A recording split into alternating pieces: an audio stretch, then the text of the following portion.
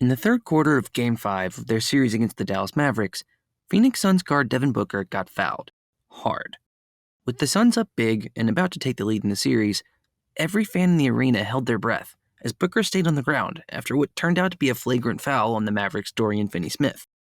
This would be an incredibly inconvenient time for their star player to get hurt, but Booker was absolutely fine. Not only was he not injured, but he was feeling good enough to throw a little shade at the Mavericks' best player while he was down there. After taking his time getting back up, Booker turned to a couple of fans in the first row and said that his little play-acting routine was a Luka special. And that little bit of banter, which quickly made the rounds on social media, probably didn't seem like it would have much in the way of consequences at the time, what with the Suns winning the game and still having home court advantage in the series, but those fans weren't the only ones who'd end up hearing what he said. Booker and Luka Dončic had been going back and forth all series long, but the brazenness of Booker's comment about his perceived flopping seemed to really piss Luka off. Dončić averaged 34 points, 11 rebounds, and 6 assists over the next two games, which were both dominant wins for the Mavericks. The Suns won 64 games in the regular season, good enough for the best record in the NBA. But in the end, the real Luka special was him and his team making them look pretty ordinary, including Devin Booker. And no one was happier about that than the man himself. Booker's comments during that Game 5, and really his whole back and forth with Dončić for the entire series, are a classic example of one of the NBA's most common tropes. Guys talking some mad shit. Trash talking is pretty much part of the furniture in the NBA, and has been for an incredibly long time. Especially in basketball, where the egos are large and the teams are small, trash talk is an art form that people spend their entire careers trying to master. There are all sorts of behavior that fit into that category too, including, but not limited to, saying mean things, adding some sort of performative element to it like Devin Booker did, or just going for broke and doing something super weird, like whatever Lance Stephenson did to LeBron that one time. All are completely acceptable, and oddly enough, kind of encouraged. There are even trash talk specialists like Draymond Green or Patrick Beverley, or back in the day Kevin Garnett, who in addition to trying to score points and win the game and stuff, are also out there on the court to cause some chaos and make some people feel bad. And I think we can all agree that that's the main goal of trash talking, to get into someone's head so they will play worse and your team can win. But as common as it's become, or really has always been, examples like the one we saw with Devin Booker make me wonder how effective this kind of thing actually is. People wouldn't keep talking trash if there weren't some type of benefit to it. But can research actually back that up? Does trash talking actually work? Or do we just think it does? To answer this, we first need to establish exactly what we mean when we say trash talk. According to a paper from 2018 written by Georgetown's Dr. Andrew Yip, trash talking is defined as incivility expressed in a competitive context in which two or more parties are vying for resources, recognition, or status. Furthermore, trash talking usually includes some combination of ridicule, which is probably the one we associate with it the most, and or some type of self-aggrandizement on the part of the trash talker. Interestingly enough, that paper points out that trash talk can also take place with or without the intended target actually being present to hear it, which I thought was kind of bizarre until I remembered the whole Luka special thing. If there hadn't been a phone there, it probably would have just stayed as an inside joke between Devin Booker and those Suns fans. In hindsight, he might wish it had. But finally, trash talk can be presented on a kind of spectrum, varying anywhere from crude insults to witty observations. I know that's a lot to think about for one definition, but let's consider all of it through the lens of the Devin Booker example from earlier. In the heat of a playoff game where both teams were trying to make it to the next round, i.e. competing for recognition or status, Devin Booker ridiculed Luka Dončić for his perceived flopping to try and make himself look superior. Luka wasn't there to actually hear what he said, but that doesn't matter. He could just be saying it to boost his own confidence, or to sway the opinion of his audience, which he totally was. And lastly, while calling what he did the Luka special may not have been the sickest of burns, it was at least kind of a witty comment. So there you go, Devin. I hope it was worth it. No matter what form it takes, all of this is done, according to Yip and his colleagues, to try and influence the cognition of both the trash talker and the trash talkee. Through either intimidation, distraction, or even humiliation, the distributor of trash talk is trying to influence the behavior of their target, hopefully in a way that benefits them or their team. And this extends way past basketball. Think about athletes like Richard Sherman or Conor McGregor, who've helped build their reputations on the back of their trash talk game. There are epic trash talkers all over the world of sports, but interestingly, that type of behavior isn't reserved solely for athletes. In that same paper, A survey showed that 61% of participants had experienced trash talk in their professional lives, like as teachers or accountants or whatever other normal job you can think of, and that the presence of trash talk was pretty consistent across different industries. It doesn't matter where you are or what you do, trash talk will find you, including in the seemingly least confrontational fields you could possibly think of.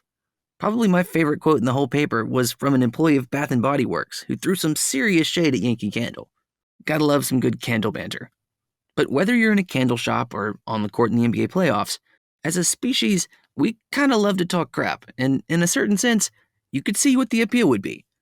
We've talked before on this channel about how an athlete's feelings about themselves or their circumstances can directly affect things like their motivation or effort levels, or even their motor control.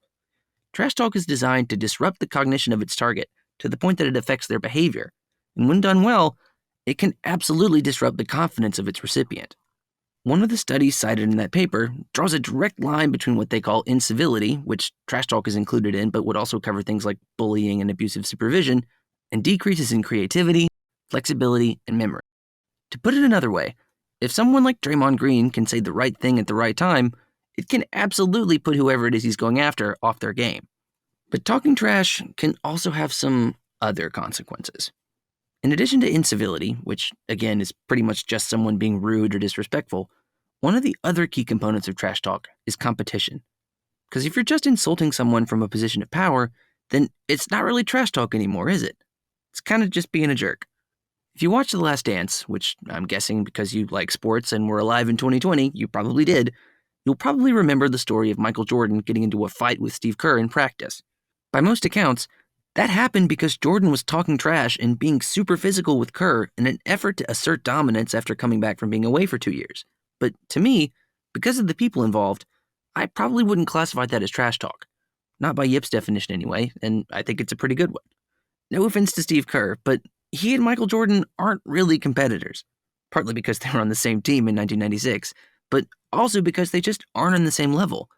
Kerr was a role player for pretty much his entire career, who never averaged over 10 points per game. And Jordan, well, he was Jordan. For it to really be classified as trash talk, it has to be done between guys who are at least comparable, which those two weren't. For people who are, though, like Devin Booker and Luka Dončic, for instance, trash talk can transition competition, which is really only accessible between two people of similar stature, into rivalry. And that's where things get really interesting. Based on what they'd uncovered from previous research, Yip and his team believed that trash talk would increase the effort shown by those on the receiving end of it, and set up an experiment to see if that was true. Well, actually they set up 6 experiments, but we don't really have time to get into all of them, so we're just going to do kind of the Cliff Notes version.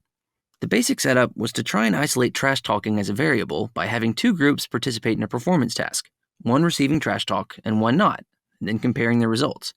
And through their experiments, the researchers found that not only was their initial hypothesis correct, being a target of trash talk did increase the effort levels of the participants, but it also went way further than that. Not only were the recipients of trash talk more likely to put out more effort, but they were also more likely to do something like cheat to make sure they came out on top. Because it wasn't just their own success that was driving them to do well. In fact, it may not have been that important at all.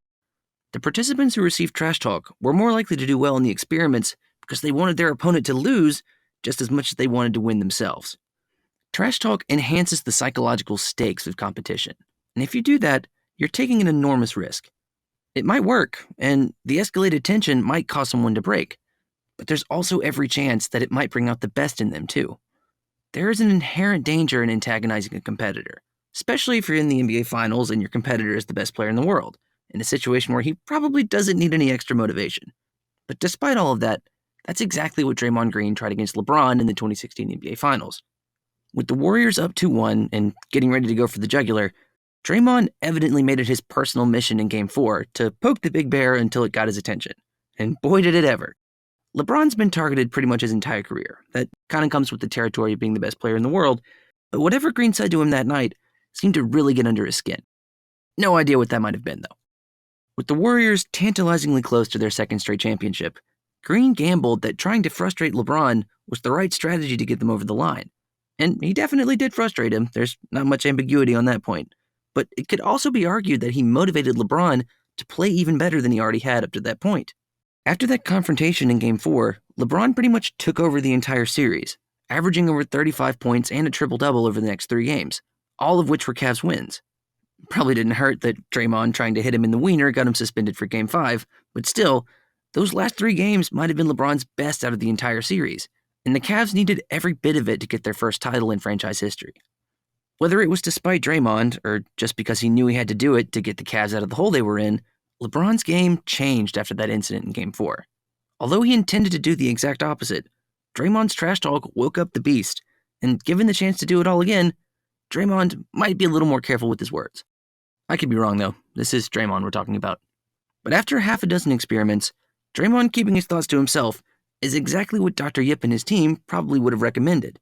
The risk that a trash talker takes is probably greater than the potential reward, as more often than not, trash talk just feeds the competitive spirit of whoever it is they're trying to beat. And even more than that, trash talking within groups, between members of a basketball team for instance, was shown to decrease effectiveness on certain types of tasks. So yeah, Michael Jordan showing that he was the alpha dog that one time might have worked out, but in the long term, that kind of thing just creates more problems than it solves. From a cultural perspective, coaches and managers have to be careful to ensure that trash talk is done tactfully, if it has to be done at all, because the incivility of it all can become a real issue. Some of the most toxic work environments out there have been allowed to go on for far too long because people just didn't know when to shut up and keep their thoughts to themselves. Devin Booker and the Suns learned the hard way that trash talk can have devastating consequences, both in the short term and the long term. The Luka special thing may have seemed like an innocuous joke at the time, but it set off a couple of the best playoff performances we've seen in the past few seasons, and ended the Suns' season way sooner than they would have hoped. Trash talk can be fun, and can even be effective if done well, but before you open your mouth to dish it out, you've got to decide if you're prepared to live with the consequences. The science says that you should probably think twice about it, but something tells me that isn't going to make it go away anytime soon. If we're honest with ourselves, we all know that trash talk will probably be around as long as the NBA is.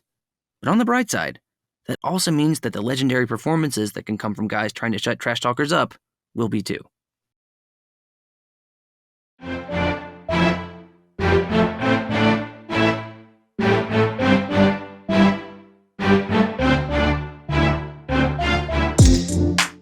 Hey everybody, it's Will. I hope you're enjoying the NBA playoffs because, as I told some of my friends the other day, I can't think of a time where we've had this many teams that are this fun to watch. Honestly, this episode was one of the most fun to put together out of the ones we've done so far, because I got to go back through that series between the Suns and the Mavs, and that was just great. Let me know in the comments who you think is going to come out on top, but for my money, it's got to be the Warriors.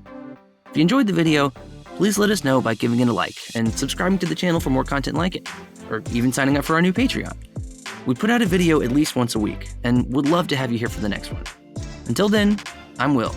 See you soon.